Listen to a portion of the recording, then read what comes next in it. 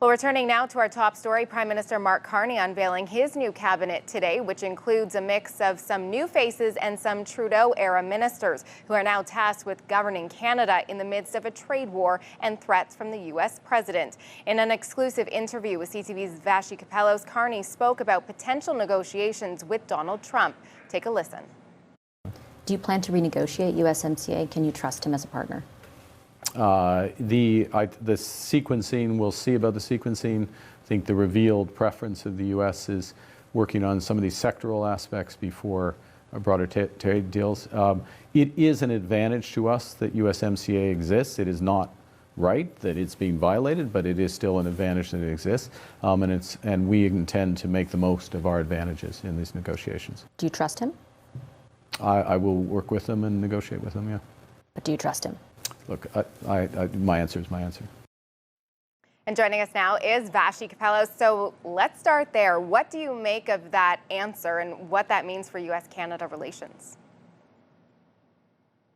Well, I think it's somewhat understandable. I mean, the reason that I posed the question around the issue of trust is because if, in fact, we are going to embark on some sort of negotiation or renegotiation of USMCA, or the partnership between Canada and the U.S. on an economic or security front is going to change, well, you've got to trust the person on the other side. And if you don't, well, that will inform what objectively comes from the negotiations, or even how those negotiations proceed. And it is difficult to trust Donald Trump when we have an agreement. We have a free trade agreement between Canada, the U.S., and Mexico, one that he has signed himself, he negotiated himself, but that he repeatedly has contravened with the use of tariffs. Like, how do you trust someone that negotiates a deal and then turns around a few years later and contravenes it? I do think it is going to be a challenge for the federal government as they go about navigating all of this with the U.S.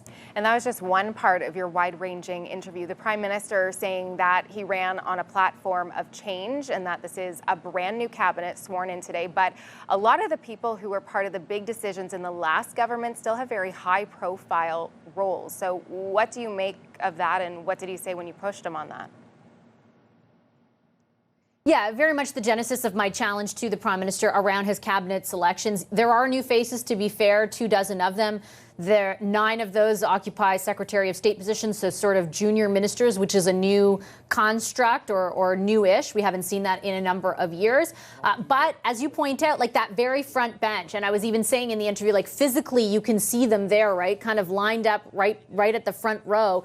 It's the people like Dominic LeBlanc, Mélanie Joly, François-Philippe Champagne, Anita Anand, Sean Fraser, Chrystia Freeland. Like, those are people whom we are extremely familiar with because they were the biggest defenders as cabinet ministers of the Trudeau government's record, right? They were the ones who ushered in a lot of things that Mark Carney then decided, for example, on the consumer carbon tax or on the capital gains tax changes, to then take away. So I think it does speak to whether or not we can expect the kind of wholesale change that the Prime Minister campaigned on during the election. And I think it's a valid challenge at this juncture. Look, he can still prove us wrong, and maybe all of these questions will be for naught. But I think given what we do know about the record of the last government and the sort of want for change, the need for change that Canadians had, I think it's a valid line of questioning at this point.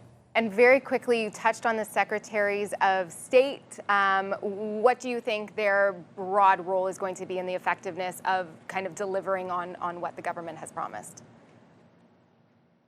Yeah, TBD, to be honest. I don't really know exactly how their roles are going to differ, other than they won't be at cabinet every week. They're going to be there when their issue is at the top of cabinet's agenda, and they will provide kind of a supportive role to other ministers. How exactly that layers in and how the responsibilities are delineated remain at this point unclear. Hopefully we get some more details in the coming days. Okay, Vassy Kapelos, thank you so much for your time and your insight tonight after a very busy day for you.